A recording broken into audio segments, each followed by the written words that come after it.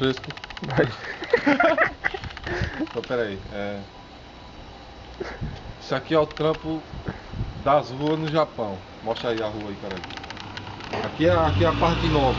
Trocada ontem. Vai começar o chorilo aqui. Vai começar o churrasco daqui a pouco, né?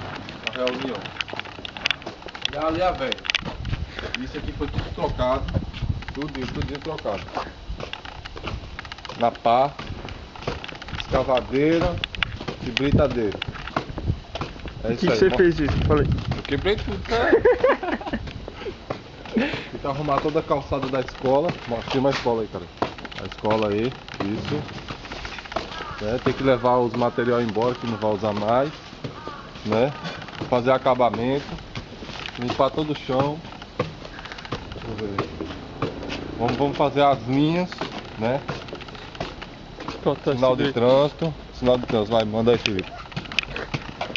Fala aí, caralho. Não vou fazer nada, vou enrolar e fumar esse carro. Não vai fumar não, cara. Se fumar, toma cubi. Ali tá o chefe. Deixa eu filmar o chefe, cara. Isso, tem um zoom da boba essa câmera. Olha lá o chefe. Isso, eles estão preparando para fazer a reunião do trampo, né? Temos o bueiro aqui. Parar de fumar. Você parou de fumar. Parei, caralho. Vai começar o rancho ali. Vou parar de fumar, senão ele vai dar uma bronca em mim.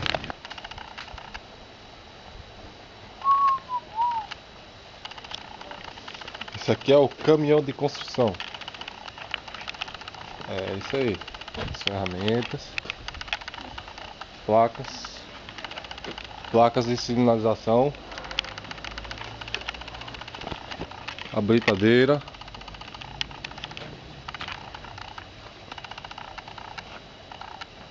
Materiais. Aí, ferramentas de trabalho. É isso aí. Por enquanto é isso aí.